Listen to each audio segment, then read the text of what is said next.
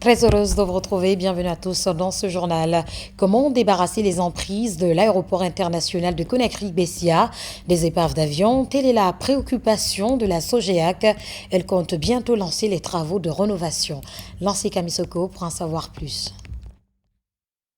Après la pose de la première pierre du projet d'extension et de rénovation de l'aéroport international de Conakry-Bessia le 10 octobre dernier par le chef de l'État, la direction générale de la Sogéac affiche sa volonté de débarrasser les emprises d'épaves encombrantes qui pourraient entraver le démarrage des travaux. On a fait une première annonce pour demander aux propriétaires de ces avions de venir les enlever. Parce que bientôt l'aéroport va rentrer dans sa phase de construction.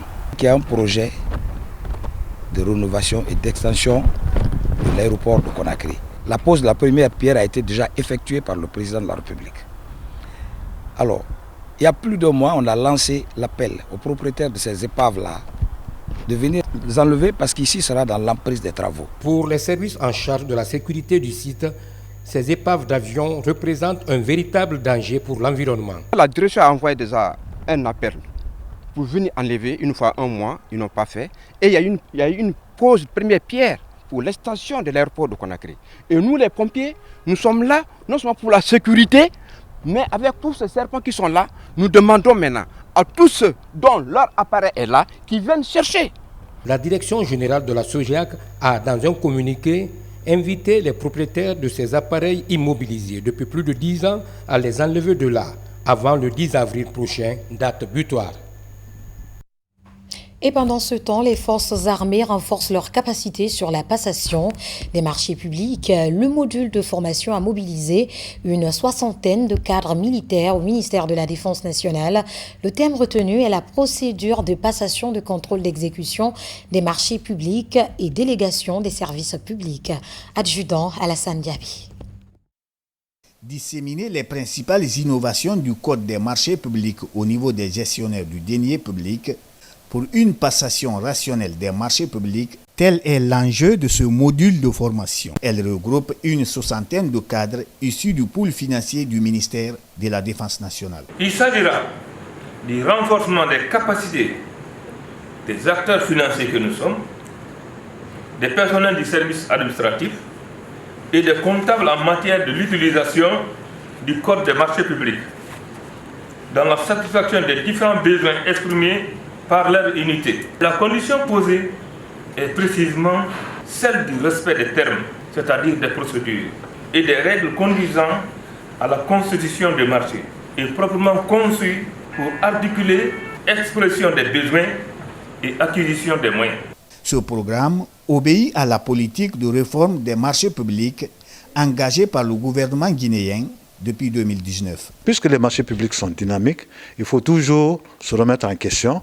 Et chaque fois qu'il y a des réformes, il faut vulgariser les innovations qui sortent de cette réforme. Les autorités contractantes, c'est-à-dire les ministères et autres, sont entièrement responsables de la passation de leur marché. Aux séminaristes, je leur demande, après l'acquisition d'un certain savoir, d'en faire un bon usage pour qu'effectivement ce savoir soit traduit en réalité concrète, afin que la gestion des affaires du département soit une gestion rationnelle, cohérente, en adéquation avec l'esprit de la réforme du secteur de sécurité. 5 jours durant, ces acteurs financiers et personnels administratifs des forces armées vont apprendre auprès des experts venus de la Direction nationale de contrôle des marchés publics, de l'administration et contrôle des grands projets et de l'autorité de régulation des marchés publics les aspects généraux et spécifiques de passation de marchés publics.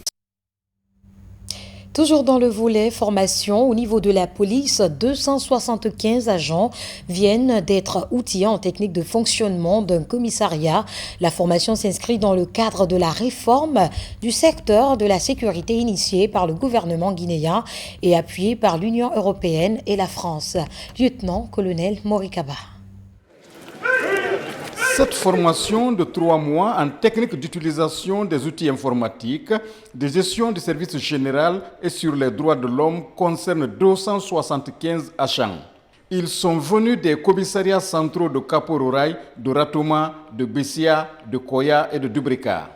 l'Union européenne fournit un appui important à la République de Guinée pour mettre en place la police de proximité dans le Grand Conakry, par la réhabilitation de plusieurs commissariats centraux, la fourniture d'équipements et de nombreuses formations aux policiers de la sécurité publique. Les agents et officiers de police qui avaient participé à ces formations. Il vous revient maintenant à appliquer ce que vous avez appris et surtout à montrer l'exemple à vos collègues en adoptant un comportement irréprochable dans vos missions et vos relations avec les citoyens. L'ensemble des stagiaires ici présents, nous déclarons que ces connaissances et compétences que nous avons acquises au terme de ces formations nous permettront d'améliorer la qualité du travail de nos services respectifs pour la bonne exécution de la mission pour laquelle l'État nous a assignés. La tenue de cette formation prouve à suffisance l'engagement des autorités du ministère en charge de la sécurité à qualifier la prestation des agents sur le terrain. 275 stagiaires qui ont su, avec courage et détermination, relever tous les défis auxquels ils ont été confrontés, démontrant ainsi leur volonté d'être des loyaux serviteurs de la nation. Cette présence massive témoigne l'intérêt qui s'attache au volet formation qui permet de disposer d'agents de sécurité professionnellement aptes à mettre en œuvre toutes les stratégies de lutte contre les nombreux défis. La formation intervient dans le cadre de la réforme du secteur de la sécurité initiée par le gouvernement guinéen avec l'appui de l'Union européenne et l'ambassade de France. La fin de la formation a été sanctionnée par la remise de satisfecit aux lauréats. L'actualité, c'est aussi cette exposition des produits Made in Guinée organisée par les membres du Cercle féminin. L'objectif visé par ces femmes, c'est bien la promotion et la valorisation de nos produits locaux. Kerno Maroufba, Ibrahim Assouri Kamara. Dans ces stands, les produits artisanaux fabriqués en Guinée.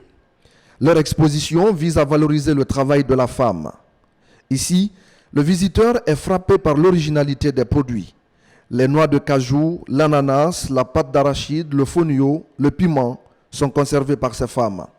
Au-delà de ces produits alimentaires, d'autres comme le kindeli sont aussi exposés.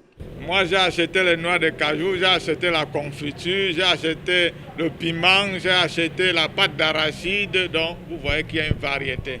Et vraiment, on doit encourager ce genre d'initiative et que les autres femmes aussi fassent le pas de se lancer dans l'entrepreneuriat. Ce n'est pas facile, mais c'est quelque chose de très exaltant. J'ai géré une agence qui s'occupait de l'exportation des produits guinéens. Et si je vois aujourd'hui que les femmes organisent cette exposition pour permettre aux femmes de montrer leur talent, moi je ne peux être que fier. En tout cas, c'est pourquoi j'ai préféré venir faire un tour, parce que j'ai évolué dans ce domaine et je pense que les femmes sont encouragées comme le président de la République le fait. Cette valorisation des produits artisanaux est une initiative du Cercle féminin. Elle s'inscrit dans l'objectif d'amener les Guinéens à consommer guinéen. L'objectif que nous nous sommes fixés, c'est de vendre des produits et reverser une partie des ventes dans la caisse de notre ONG afin d'atteindre les objectifs que nous nous sommes fixés. Au titre de ces objectifs, il faut compter le soutien qu'on apporte aux enfants défavorisés, mais aussi aux femmes défavorisées. C'est un engagement communautaire qu'on a pour le développement communautaire de la Guinée. Créé en 2011, le Cercle féminin regroupe les femmes évoluant dans l'entrepreneuriat. Avec ces expositions, ces femmes comptent s'imposer au niveau du marché mondial à travers des produits made in Guinea. Direction Siguéré, où le gouverneur de la région a rendu une visite de courtoisie aux autorités religieuses de la localité. Il était question pour lui de remercier ses chefs spirituels qui prônent la paix, l'unité et la stabilité dans cette zone aurifère. Par la même occasion, la lecture du Saint-Coran a été faite en faveur de la paix en Guinée. Aboubakar Diaby, Eugène Donamo. Après avoir réussi à aplanir des tensions dans sa ville natale pendant la dernière élection présidentielle, l'association Salamdine reçoit la visite de courtoisie de la délégation présidentielle. composée essentiellement des autorités régionales, préfectorales et religieuses de la région administrative de Kankan. Cette délégation est venue remercier l'Uridi Karamoko Siaka Kamara de Franwalia et son association islamique. Monsieur le gouverneur a jugé nécessaire de venir le remercier devant toute sa famille pour montrer ce qu'il a fait pour la paix. Parce que même pendant les élections, il y a eu beaucoup de problèmes à sécurité. Mais Karamoko s'est beaucoup déployé devant les gens pour ne pas qu'il y ait problème à sécurité. Pour joindre l'utile à l'agréable, ces fidèles musulmans ont mis à profit cette rencontre de remerciements pour procéder à cette lecture du Saint-Coran, couronnée de bénédictions en faveur de la paix et de la prospérité en Guinée. L'initiative de l'organisation de cette grande rencontre religieuse est par rapport à l'appel pressant de l'autorité nationale. Venir apprécier et remercier ce que l'association Salam Dimne est en train de faire par leur objectif, la réconciliation, l'invocation d'Allah. Dans son déroulement, cette rencontre a démontré l'attachement du chef de l'État aux religieux qui œuvrent d'arrache-pied pour la paix et l'unité nationale dans notre pays.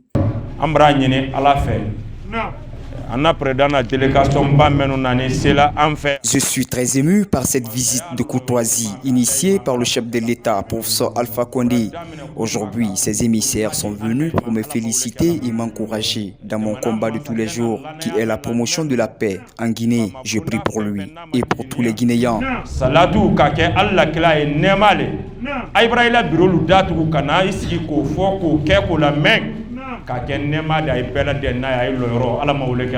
Déjà, cette structure islamique a défini ses prochaines actions dans ce sens. C'était pour vous l'essentiel de l'actualité. Tout le plaisir a été pour moi de vous servir. À très vite sur la RTG. Bonsoir.